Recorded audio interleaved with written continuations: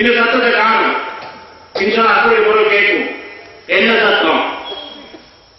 மாற்றுவாதவர்கள் அவருடைய பெண்ணால் எப்படி வரவேற்பாங்கன்னு சொன்னா, வானொலி கைகள் ரசித்தார்கள் பட்டாசு கொளுத்தி தான் வரவேற்பாங்க.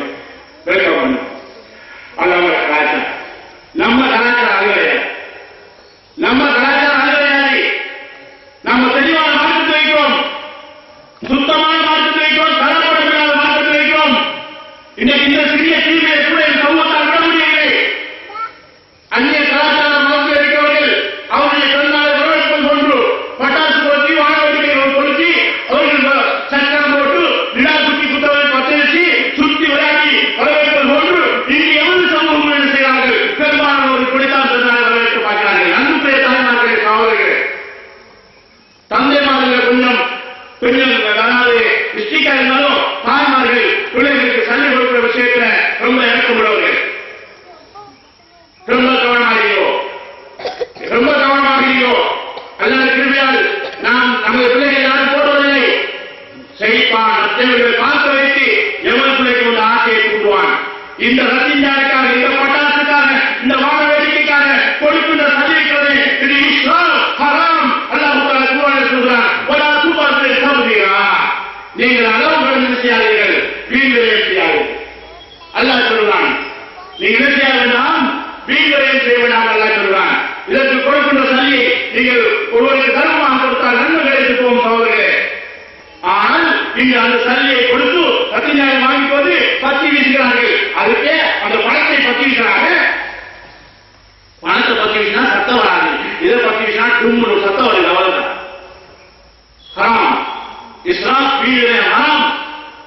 இந்த தியாகத்தையாவது இன்றைக்கு நம்மால் செய்ய முடியுங்களா? அல்லாஹ் என்ன சொல்றான்?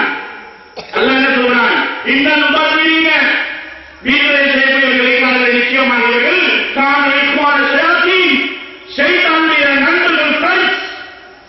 அல்லாஹ் சொல்றான், நான் சொல்லுகிறேன் 17 அத்தியாயத்தில் 27 வருஷத்தில் அல்லாஹ் சொல்றான், இந்த நம்பாதீங்க காண சேத்தி.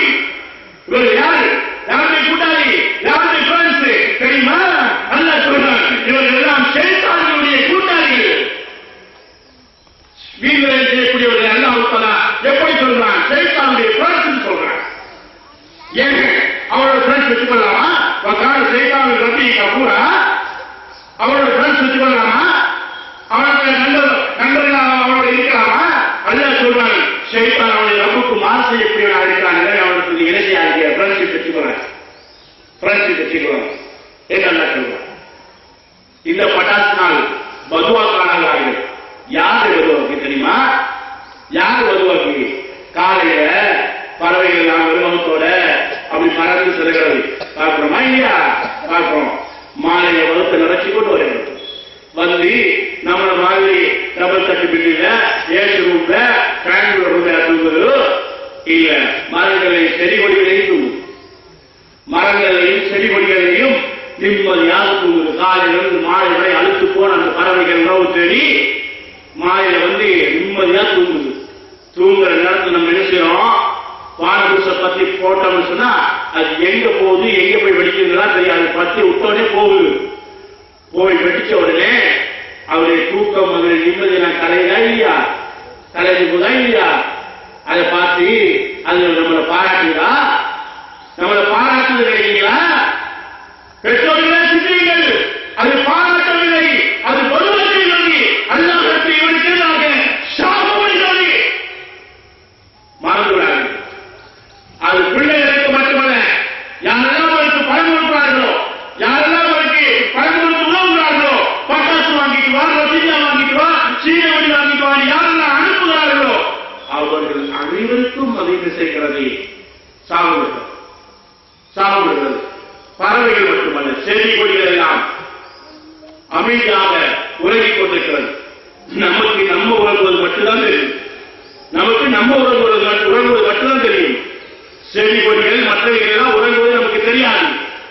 அன்புக்குரிய ஈமான உறவுகளே, அங்க போய் வெடிச்சு அதனுடைய நிம்மதியை கிடைக்கிறதுக்கு முன்னாடி கையில வச்சு வெடிச்சுட்டா மூக்குல ஒரு துண்டிருக்காது, உதட்டில் ஒரு துண்டிருக்காது, பல்ல ஒரு துண்டிருக்காது. 2 நாளைக்கு சாப்பிடவே முடியாது. ஹாஸ்பிட்டல் வைத்தியக்காரர் அது சாப்பிடுவதற்கு முன்னாடி நமக்கு இருக்கிறோம்.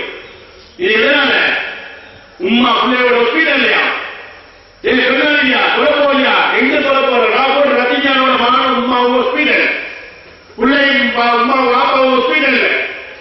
ஏன் சாமக்கேடு? எனவே இந்த எச்சரிக்கையை பாய்ந்து கொள்ளுங்க. அது மட்டுமா, இந்த ஊட்ட பிள்ளை தூக்கி போட்டீங்க, சின்ன பிள்ளை அந்த 10 லிட்டர் ரத்தினாலும் இந்த வச்சுக்கணும். பிள்ளை என்ன செய்யும்? நல்லா குறைக்கணுமா? நல்லா குறைக்க விட்டுமா? திருக்கருக்கி பயந்து கத்த ஆரம்பிச்சுன்னா அது அடக்கவே முடியாது. அங்க உள்ள உமாவும் பாப்பாவும் எல்லாம் என்ன செய்வாங்க? சார் நல்ல காரியம் செஞ்சுக்கிறாங்க, எங்க பிள்ளை எழுப்பாம இருக்குது, இப்ப எழுப்பி விட்டுக்கிறாங்க ரத்திஞான போட்டு அப்படின்னு பெருமையா பேசுவாங்களா? அதே நாசமா போவாங்களே, அரபா போவாங்களே, தொடர்ந்து போவாங்க, மண்ணுந்து போவாங்களே, இவங்களுக்கு என்ன பேர் பிடிச்சி இப்படின்னு பதுவா செஞ்சாங்கன்னு சொன்னா நம்ம நாசமா போயிடுவோம்ல. எங்க நம்ம சிந்தனை இருக்கிறது? எங்க நம்ம சிந்தனை போய்விட்டது? எங்க அன்புக்குரிய தாய்மார்களே, சகோதரர்களே, நாம் எங்கள் பிள்ளைகளுக்கு பணத்தை கொடுக்கலாம், அது எந்த விதமான ஆட்சேபனை கிடையாது, கொடுக்கணும். ஆனால் கொடுத்து விட்டு அறிவுரை சொல்ல வேண்டும், அவர்களுக்கு அறிவுரை சொல்ல வேண்டும். இதை நீங்கள் பாவமான காரியத்தில் செலவழிக்காதீர்கள், நன்மையான விடயத்தில் செலவழிங்கள்.